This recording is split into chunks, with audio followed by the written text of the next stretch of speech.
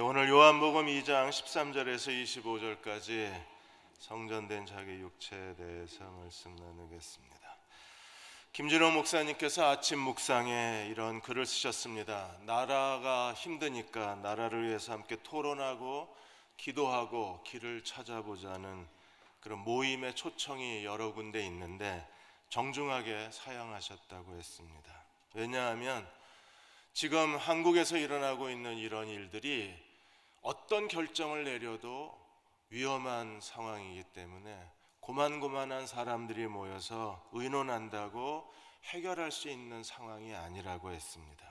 지금은 누구도 이게 정답이라고 말할 수 없는 상황이기 때문에 이럴 때에는 각자가 자기 자리에서 하나님 앞에 금식하고 회개하고 기도하는 게 최선이라고 그랬습니다. 토요일마다 광장에서는 촛불을 켜고 있습니다. 저희는 금요일마다 기도의 촛불을 켜고 있습니다. 지금은 마음을 다해서 금식하고 회개하고 기도해야 할 시간입니다. 공간복음서에서 성전을 가리켜서 내 집은 만민이 기도하는 집이라고 말씀을 하셨고, 요한복음에서는 성전을 가리켜서 아버지의 집이라고 말씀을 하셨습니다.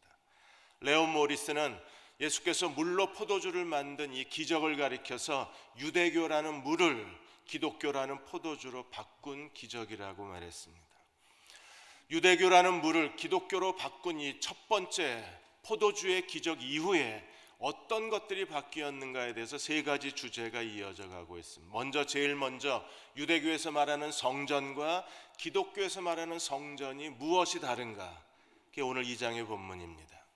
3장에서는 니고데모를 통해서 아브라함의 혈통적 자손이 하나님의 자녀가 아니라 거듭나야 하나님의 자녀라는 사실을 가리켜요. 유대교에서의 아브라함의 혈통과 기독교에서의 거듭남을 비교해 주고 있습니다. 4장에 사마리아 여자를 만나셔서 유대교에서의 성전에서의 예배와 그리고 기독교 하늘나라의 새로운 포도주, 기독교에서 드리는 신령과 진정으로 드리는 예배를 4장까지 설명하고 있습니다. 오늘은 제일 먼저 하나님의 성전이 유대교적 관점과 기독교적 관점에서의 성전을 설명하고 있는 거예요. 첫째로 2장 13절에 17절까지 이 성전을 가리켜서 내 아버지의 집이라고 말했습니다. 모든 이스라엘 남자는 1년에 3차례 절기 때마다 하나님의 예루살렘 성전에서 절기를 지켜야 합니다. 이스라엘 백성들은 성전이 그들의 영적 생활의 중심이에요. 그들은 성전과 함께 하나님을 섬기고 성전과 더불어 자신의 삶을 하나님께 드리고 이스라엘 역사는 하나님의 성전의 역사로 전개되어져 가고 있습니다. 유대인들은 성전을 하나님의 살아계신 보좌로 인식을 했습니다. 그리고 모든 거룩한 생활의 시작, 거룩한 생활의 마지막은 하나님의 성전이었어요. 성전에 대해서 출애굽기 29장 45절 46절에 이렇게 성전에 대해서 설명합니다. 내가 이스라엘 자손 중에 거하여 그들의 하나님이 되리니 그들은 내가 그들의 하나님 여호와로서 그들 중에 거하려고 그들을 애굽 땅에서 인도하여 낸 줄을 알리라. 나는 그들의 하나님 여호와라.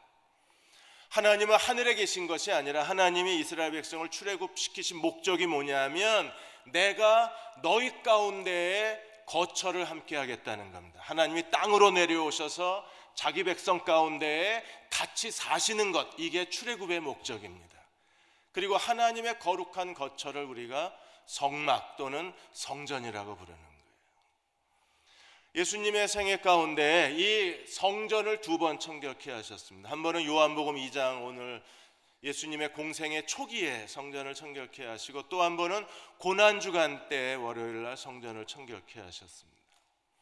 성경 비평학자들은 요한복음에서 말하는 성전 청결과 공관복음에서 말하는 성전 청결이 다르기 때문에 그래서 성경은 거짓이라고 말합니다. 시기가 다르기 때문에. 그렇지 않습니다. 요한복음의 사역 초기에 성전을 청결케 하시고 예수님이 사역 마지막 해에 다시 한번 성전을 청결케 하셨다는 성경적 증거가 있어요. 그 성경적 증거가 무엇입니까? 예수님이 체포당하시고 본디오 빌라도에게 재판을 받으실 때 거짓 증인들이 예수를 모함하고 예수를 거짓 증언을 했었습니다.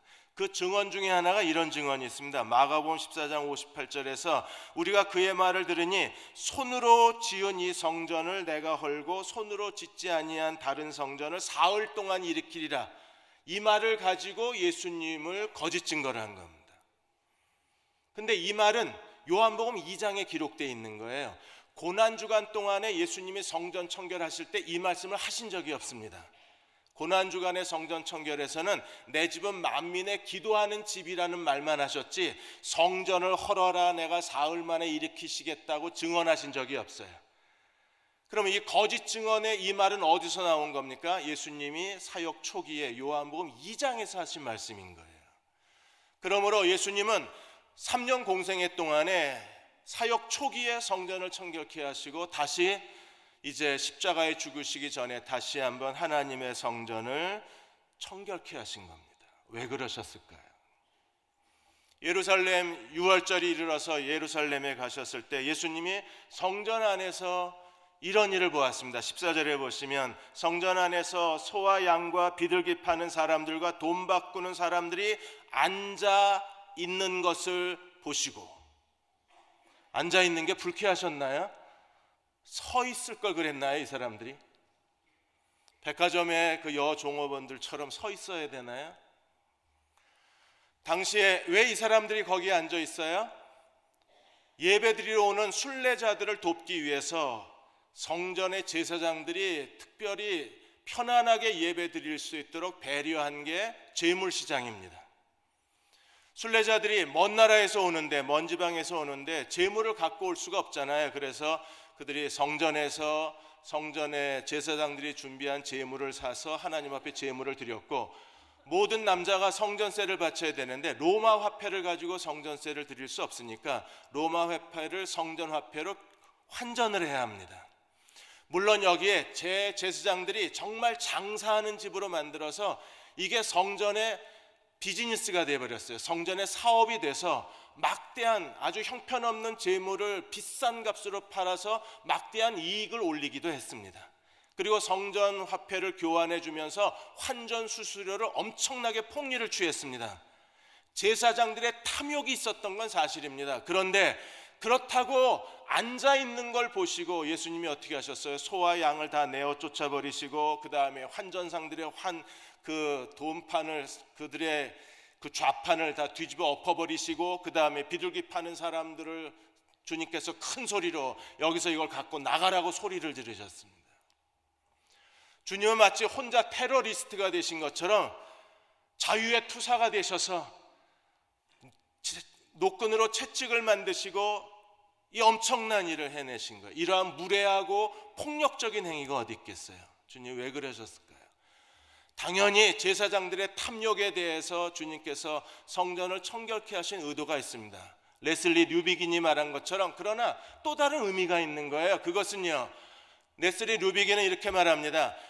부패한 종교에 대한 선지자적 저항뿐 아니라 더 중요한 의미가 있다. 그것은 유다 종교의 종말을 주님께서 상징적으로 보여주셨다는 겁니다. 어떤 종말을 보여주셨나요? 첫 번째 의미가 무엇입니까? 예수께서 그들이 소와 양과 재물 시장을 차지한 장소가 이방인의 뜰이었다는 사실을 주목할 필요가 있어요.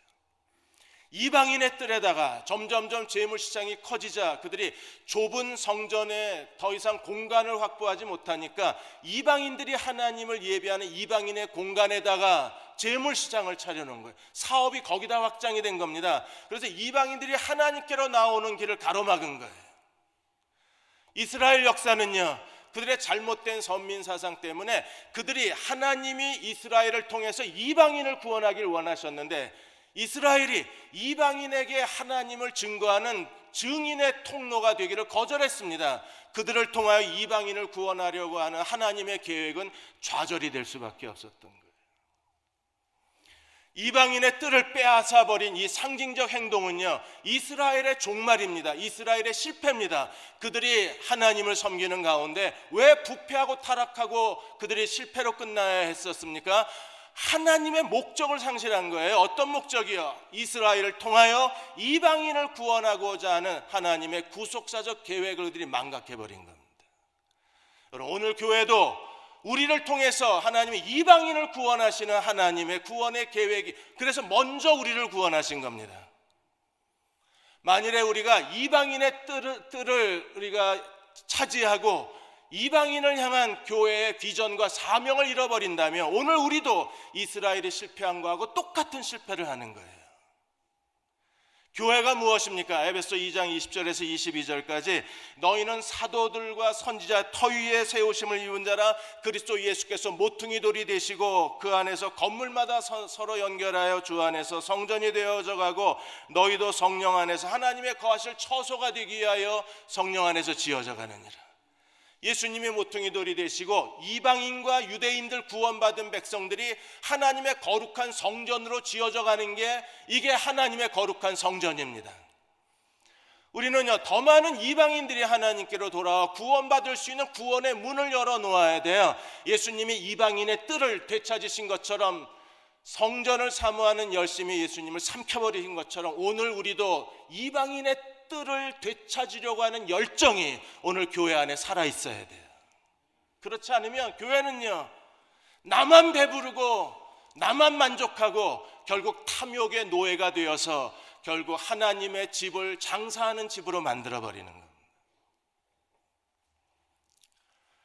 미국의 워싱턴에 있는 한 교회에 코리 위트먼이라는 자매가 있습니다. 대학을 마치고 국회의사당에서 일을 하기 시작을 했습니다. 그러다 어느 날 교회에서 태국 단기 선교를 교회에서 떠나게 됐어요. 이 태국 단기 선교는 더 웰, 그 태국에서 사창가에서 일하고 있는 사람들, 매춘을 하고 있는 그 자매들을 거기서 구출해내는 사역을 하는 게 더 웰 사역입니다. 이 단체하고, 선교단체하고 협력해서 여성들을, 나이 어린 여성들을 매춘해서 건져내고자 하는 일에 이 코리가 같이 동참하게 된 거예요. 나이 어린 매춘하는 아이들을 만나고, 그 아이들을 만나기 전에 코리는 하나님 앞에 간절하게 이렇게 기도했습니다. 하나님, 주님의 마음을 아프게 하는 이런 일들이 내 마음도 아프게 해 주십시오. 주님의 아픔이 나의 아픔이 되게 해달라고 기도했습니다. 그리고 그 나이 어린 매춘부들하고 같이 얘기를 하다 그들이 너무 가난한 농촌에서 태어나서 돈 몇 푼에 팔려왔다는 그 슬픈 사실을 알게 됩니다. 단기 선교가 끝나고 나서 콜리는 계속 기도합니다. 그리고 자기 직장을 정리하고 선교사 훈련을 받고 태국의 전임 선교사로 떠나요. 20대입니다. 독신입니다. 그녀는 매일 홍등가가 문을 여는, 방콕의 홍등가가 문을 여는 시간에 그 매춘부들하고 같은 시간에 그 장소에 나가서 나이 어린 아이들을 만나고 그들에게 복음을 전하고 그들을 위로해주고 그들을 기도해주고 마약에 찌들고 온몸에 병이 든 아이들을 위해서 끌어안고 주의 이름으로 치유를 빌며 그들을 위해서 기도해 줍니다. 그 일은 너무나 힘든 일입니다.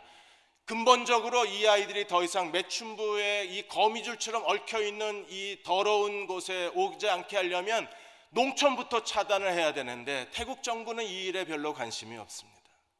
그녀는 매일같이 좌절하고 하나님 앞에 이렇게 기도합니다. 하나님, 저는 너무나 어리고 이 일을 감당하기에 너무나 부족하고 나는 너무나 무능한 사람입니다. 내가 주님 앞에 기도하고 주님을 의지할 때마다 주님이 나를 돕지 아니하시면 나는 아무것도 할 수 없습니다. 오늘 교회가 이방인의 뜰을 되찾기 위해서 주님이 느끼시는 아픔을 오늘 우리도 느껴야 합니다. 그래서 이방인들이 하나님께로 나오는 길을 열어주어야 합니다. 교회가 얼마나 더 성장해야 되고 얼마나 더 큰 건물을 지어야 하겠습니까? 오늘 교회가 존재하는 가장 중요한 목적이 무엇인가를 우리가 기억해야 합니다. 예수께서 우리의 교회에게 두 가지 명령을 하셨습니다. 하나가 마태복음 25장 34절입니다. 그때 임금이 그 오른편에 있는 자들에게 이르시되 내 아버지께 복을 받은 자들이여 나와 창세로부터 너희를 위하여 예비된 나라를 상속하라. 아버지께 복을 받은 사람들이여, 아버지께 복을 받은 사람들이 여러분이 되시기를 축원합니다.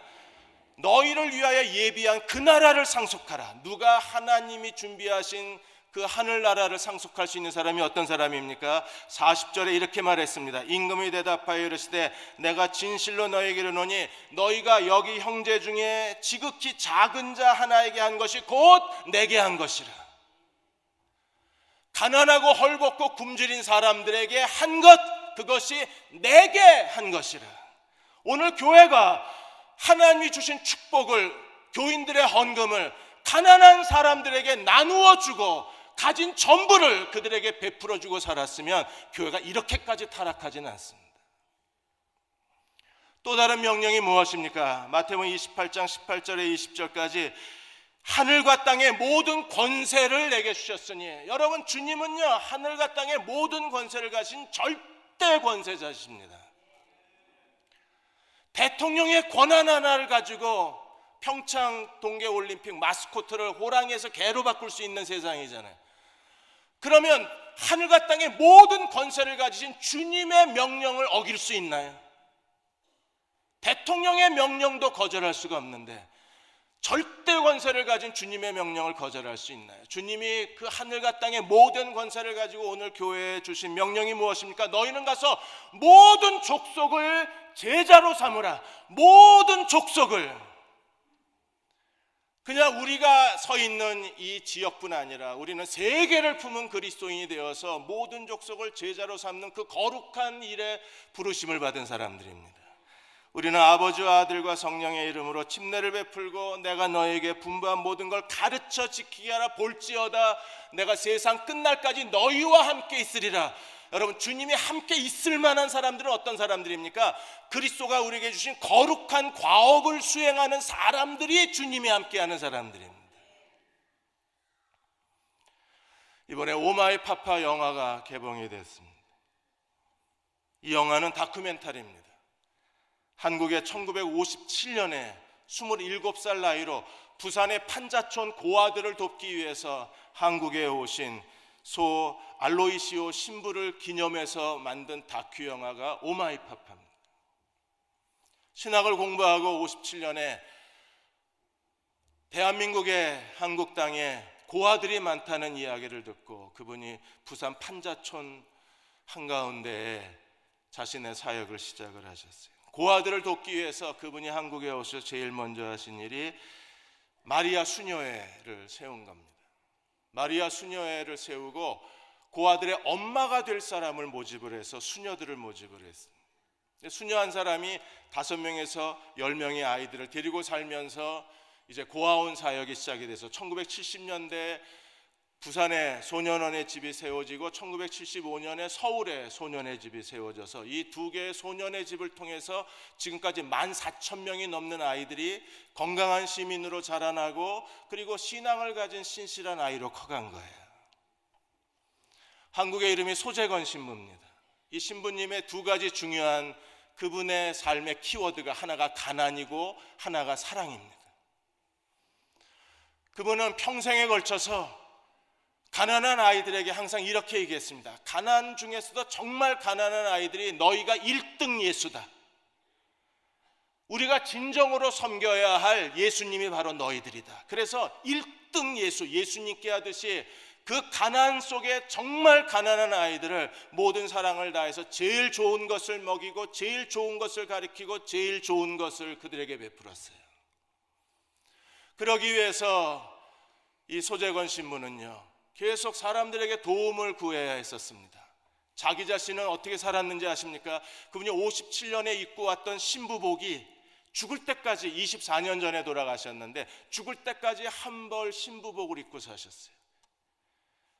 수녀님이 그 신부님 옷이라고 하면서 잠깐 TV 화면에 보여주는데 너덜너덜해져서 얼마나 많이 기웠는지 기울 자리가 없을 정도로 옷이 헤어졌습니다. 평생 옷 한 벌을 입고 사신 거예요. 가방도 가죽 가방이 다 낡아지고 헤어져서 더 이상 사용할 수가 없게 되었고 구두도 다 헤어지고 낡아져서 구두창이 다 너덜너덜해졌습니다. 본인은 이렇게 가난하게 사시면서 아이들에게 위해는 가장 좋은 것을 주신 거예요. 너희가 1등 예수기 때문에. 그리고 그분이 하신 또 다른 중요한 말은 조금만 더라는 말을 항상 입에 달고 사셨습니다. 아이들에게 조금만 더 친절합시다, 조금만 더 사랑해 줍시다, 조금만 더 참아 줍시다, 조금만 더를 외치다가 92년도에 루게릭병을 앓고 더 이상 온몸을 움직일 수 없게 되었는데도 이제는 편지를 쓸 몸을 근육이 다 마비가 되니까 편지를 쓸 수 없으니까 비디오로 영상을 찍어서 전 세계 많은 사람들에게 고아들을 도와달라고 요청을 하신 겁니다. 평생을 가난한 아이들하고 사신 거예요. 한국만 소년의 집을 세운 게 아니라 필리핀, 브라질, 멕시코, 과테말라, 온두라스 전 세계에 이 소년의 집을 세워서 돌보는 아이들이 3만 명이 넘습니다. 여러분, 대한민국 교회가 서로 힘을 합쳐서 정말 이 땅이 돌볼 수 없는 가난한 사람들에게 하나님이 우리에게 준 축복을 나누어 줄 수만 있다면 대한민국 교회가 이렇게 되지는 않았을까. 뭘 잊어버리고 있는지를 우리가 스스로 망각해버린 거예요. 오늘도 예수님은 어쩌면 노끈으로 채찍을 만드셔서 소 파는 사람들, 양 파는 사람들 다 내어 쫓으시고 아버지의 집을 장사하는 집으로 만들지 말라고 소리치고 계실지 모르잖아요. 두 번째로 2장 18절에서 21절까지 46년과 3일에 대한 얘기를 하셨어요. 무슨 표적을 보여주겠냐고 그랬을 때 예수님이 뭐라고 그러셨습니까? 이 성전을 헐어라. 이거 헐어버려. 내가 3일 만에 다시 짓겠다 그랬어요. 사람들이 놀랬습니다. 이 헤롯 성전이 46년을 지은 성전인데 네가 어떻게 3일 만에 짓겠느냐고. 사람들은 예수님의 말을 이해하지 못했습니다. 제자들도 나중에서야 깨달았습니다. 22절에 죽은 자 가운데서 부활하신 후에 제자들이 이 말씀을 기억하고 그때서야 예수를 믿었어요. 여러분, 돌로 만든 성전 시대는 끝났습니다. 이제는요, 예수님이 자기 육체가 성전이 되었다고 선언하셨어요. 구약에서 말하는 짐승으로 예배를 드리는 시대는 끝났습니다. 그래서 더 이상 짐승이 필요 없어요. 그래서 예수님이 소도 내쫓고 양도 내쫓고 비둘기도 다 가져가라 그런 겁니다. 더 이상 짐승의 제물로 예배 드리는 시대가 아닙니다. 이제는요, 신령과 진정으로 예배 드리는 시대가 온 거예요. 그리고 이제는 돌로 만든 성전이 필요가 없습니다. 왜요? 제사를 드리는 게 아니니까. 이제는요, 예수 그리스도가 성전된 자기 육체를 말씀하시고 그리스도를 믿는 사람들은 우리가 걸어다니는 살아있는 하나님의 성전이 된 겁니다. 하나님은 우리를 하나님의 성전으로 삼으시고 하나님이 나와 함께 거하시고 내 안에 살아계시고 나와 함께 살고 계신 거예요. 고린도전서 후서에서 성전에 대해서 3가지를 설명했습니다. 첫째로 고린도전서 3장 16절 17절에 너희가 하나님의 성전인 것과 하나님의 성령이 너희 안에 거하시는 걸 알지 못하느냐. 누구든지 하나님의 성전을 더럽히며 하나님이 그 사람을 멸하시리라. 하나님의 성전이 거룩하니 너희도 그러라 그랬어요. 우리가 성령이 내주하셔서 구원받은 모든 하나님의 백성은 이제 우리 자신이 하나님의 성전이 된 거예요. 내가 하나님의 성전입니다. 우리는 하나님의 성전이 거룩한 것처럼 우리도 거룩해야 합니다. 하나님의 성전을 더럽히면 하나님이 경고하셨어요. 내 인생도 망가뜨려 버리겠다고. 나는 거룩한 사람인가요? 두 번째 말씀이 6장 19절 20절입니다. 너희 몸은 너희가 하나님께로부터 받은 바 너희 가운데 계신 성령의 전인 줄 알지 못하느냐. 너희는 너희 자신의 것이 아니라 값으로 산 것이 되었으니 그러니 너희 몸으로 하나님께 영광을 돌리라. 성전은 하나님의 소유입니다. 우리가 하나님의 성전이라면 우리도 하나님의 소유입니다. 그러므로 우리는요, 값을 주고 사신 바 되었기 때문에 우리가 해야 할 중요한 삶의 목적이 무엇입니까? 하나님께 영광을 돌려야 돼요. 세 번째 말씀이 고린도후서 6장 16절 18절입니다. 하나님의 성전과 우상이 어찌 일치가 되리요. 우리는 살아계신 하나님의 성전이라. 이와 같이 하나님께서 이르시되 내가 그들 가운데 두루 행하여 나는 그들의 하나님이 되고 그들은 나의 백성이 되리라. 하나님이 우리 가운데 두루 행하여 하나님의 통치, 하나님의 보좌가 우리 안에 있는 거예요. 내가 내 인생 가운데 너랑 같이 살고 너와 동행하고 너와 같이 있다는 것. 두루 행하여 나는 그들의 하나님이 되고 그들은 나의 백성이 되리라. 그러므로 우리는 어떻게 해야 합니까? 그들 중에 나와 따로 있고 부정한 것을 만지지 말라. 내가 너희를 영접하여 나는 너희의 아버지가 되고 너희는 내게 자녀가 되리라. 전능하신 주의 말씀이라. 하나님이 나의 아버지가 되시고 나는 그분의 자녀가 되는 거예요. 그리고 하나님이 하늘에 계신 게 아니라 내 안에 계셔서 내 인생 가운데 두루 행하시는 하나님이십니다. 우리가 하나님의 성전이라면 거룩해야 되고 하나님께 우리 자신의 소유를 하나님께 맡기기만 하면 어차피 그분 거잖아요. 하나님의 것을 하나님께 드리기만 하면 하나님은 내가 너 가운데 두루 행하여 너의 아버지가 되어주리라. 미국에 세계적으로 존경받는 많은 자선단체가 있는데 그 중에 맥러런 가족재단이 있습니다. 이 맥러런 가족재단은 지금 자산 규모가 4억 달러입니다. 그리고 1945년 가족재단이 시작하고 지금까지 5억 달러 이상을 하나님 나라에 하나님의 일에 바쳐왔습니다. 5억 달러면 한 5,700억 정도 됩니다. 맥러런 이 가족재단을 시작하신 분이 토마스 맥러런입니다. 이분은 하나님을 향해서 당신은 나의 전부요, 나의 모든 것의 모든 것이라고 고백하고 그의 나이 20살, 20살 때의 그 생일날 하나님 앞에 자기의 생애를 완전히 하나님께 맡깁니다. 그리고 하나님께 언약을 맺습니다. 그는 하나님 앞에 이렇게 기도합니다. 오 하나님, 지금부터 영원히 내가 하나님의 소유가 됨을 하나님의 생명책에 기록해 주십시오. 오늘부터 내 인생은 하나님의 것입니다. 그 사실을 생명책에 기록해 달라고 요청합니다. 나를 지배했던 예전의 나의 인생을 지배했던 예전의 주인들을 다 인연을 끊고 나의 존재 전부, 나의 가진 전부, 나의 지적 능력, 나의 육체, 내가 세상에서 소유한 것, 나의 시간, 내가 할 수 있는 모든 것, 이제부터는 모든 것이 하나님의 것입니다. 오늘부터 내 인생은 하나님의 영광만을 위하여 쓰시도록 하나님께 바칩니다. 그가 자기의 전부를 하나님께 완전히 바친 그날부터 하나님께서 그의 사업을 축복해 주기를 시작을 하셨어요. 그는 나이 50세에 다시 한번 하나님 앞에 재언약을 합니다. 그리고 나이 70세에 세 번째 하나님 앞에 소유의 언약을 합니다. 내 가진 전부는 다 주님의 것입니다.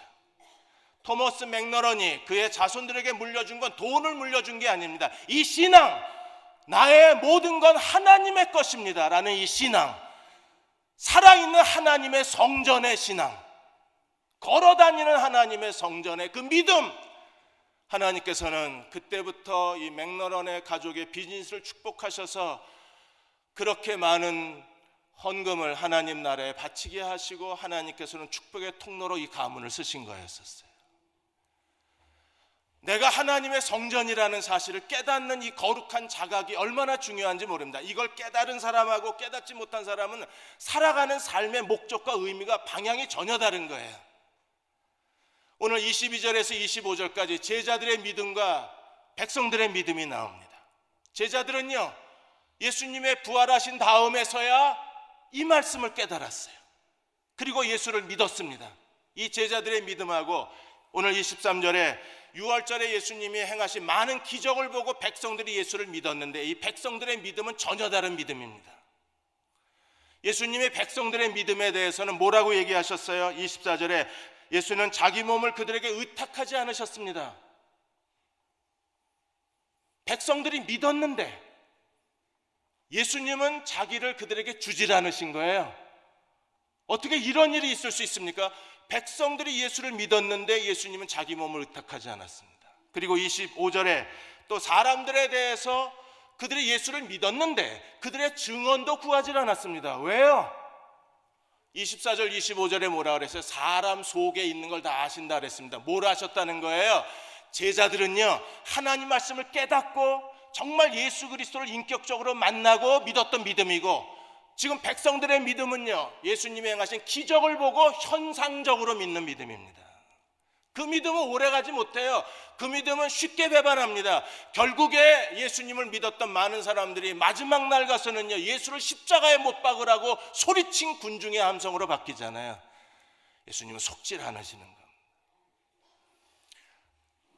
진짜 믿음은 어떤 것을 깨닫습니까? 우리가 물이 변하여 포도주가 되고 예수 그리스도의 복음을 깨달은 사람들은요, 내가 하나님의 살아있는 성전이라는 사실을 깨닫고 성령이 내 안에 거하시는 성령의 전이라는 사실을 깨달아요.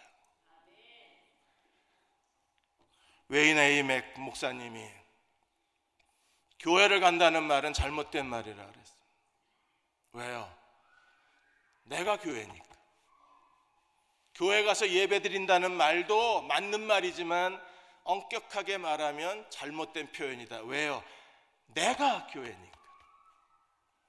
우리가 살아있는 하나님의 성전이라면 우리는 성전이 거룩한 것처럼 우리도 거룩해야 합니다. 구약의 하나님의 성전에서는 쉐키나 하나님의 영광의 구름이 항상 그 위에 머물러 있었어요. 내가 하나님의 성전이라면 하나님의 쉐키나 영광의 구름이 머물러 있는 사람이 되어야 합니다. 우리의 성품도 하나님의 영광을 닮아야 하고 우리의 삶의 목적과 가치관도 하나님의 영광의 구름이 임해야 하고 우리가 살아가는 이유도 하나님의 영광의 구름이 임해야 합니다. 그리고 어렵고 힘든 일을 만나고 우리가 기도할 때마다 하나님이 성전에서 들으시고 우리의 기도를 응답해 주심으로 말미암아 하나님의 영광이 드러나야 되잖아요. 하나님 보좌가 내 안에 있습니다. 맥멜론처럼 살아야 합니다.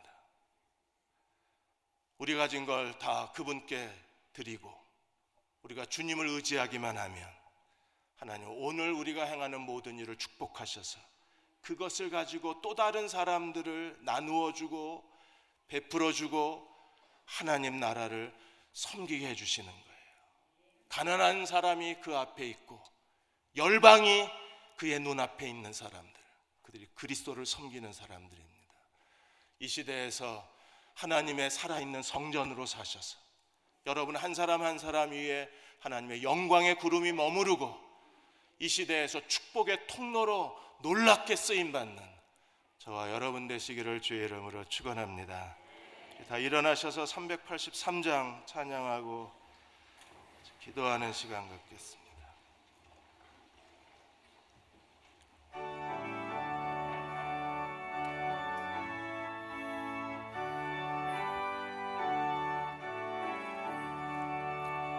눈을 들어 산을 보니 도움 어디서 오나 천지 지은 주 하나님 나를 도와주시네. 나의 발이 실족 않게 주와 깨어 지키며 택한 백성 항상 지켜 기뻐하시네. 도우시는 하나님이 내게 그늘 되시니 낮의 해와 밤의 달이 너를 삼지 않겠네. 내게 화를 주지 않고 오늘 보호하시며 너의 출입 지금부터 영영 인도하시리.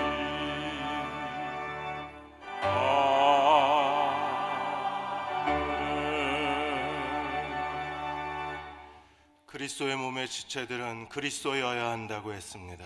그리스도를 닮고 그리스도가 살아계신 사람이어야 합니다. 하나님은 낮의 해와 밤의 달이 우리를 상치 않도록 보호하시는 분이십니다. 우리의 출입을 지금부터 영원히 지켜주시는 분이십니다. 그 하나님이 내 안에 계십니다. 하나님, 나는 하나님의 성전입니다. 하나님이 내 안에 살아계십니다. 하나님의 성전으로 이 시대를 살아가게 하여 주셔서 하나님, 온전한 예배를 하나님께 드리게 하여 주시고 온전한 헌신을 하나님께 바치게 하여 주셔서 이 시대에서 하나님의 축복의 통로로 쓰임받는 그리스도의 종들이 되게 하여 주옵소서. 살아계신 하나님의 성전으로 살고 싶습니다. 나를 축복하여 주옵소서. 다 같이 함께 통성으로 기도하겠습니다. 하나님, 저희를 축복하여 주셔서 살아계신 하나님의 성전으로 살게 하여 주옵소서.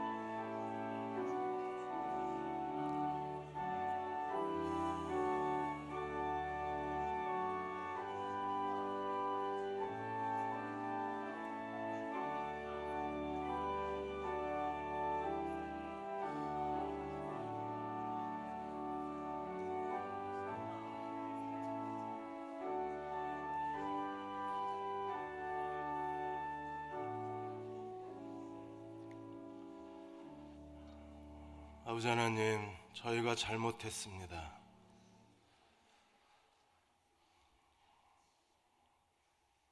우리의 탐욕을 용서해 주시고 우리의 허영심을 사하여 주시고 하나님, 힘써 가난한 자의 친구로 살고 땅끝까지 이르러 복음을 전하는 일에 선교적 비전에 선교적 헌신에 함께 참여하여 하나님의 뜻을 이루어드리는 그리스도의 참된 제자가 되기를 원합니다. 주님의 종으로 살겠습니다.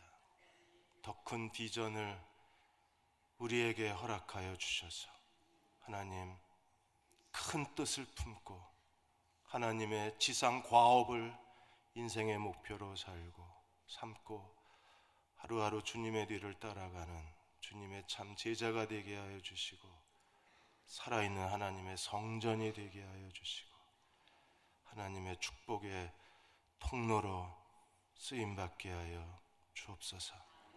저를 축복해 주옵소서. 우리가 또 다른 사람들의 복이 되겠습니다. 우리의 기도를 들어 응답하여 주옵소서. 우리가 또 다른 사람들의 축복의 통로로 하나님께 우리 자신을 드리겠습니다. 주여, 우리를 축복하여 주옵소서. 지금은 우리를 죄에서 구원한 우리 주 예수 그리스도의 은혜와 하나님 아버지의 그 크신 사랑하심과 성령의 위로하시고 도우신 은혜가 오늘 함께 주일 예배 드리고 돌아가는 모든 교우와 가정과 자녀들 위해 간절한 기도 위에 지금부터 영원히 함께 하시기를 간절히 축원하옵나이다. 아멘.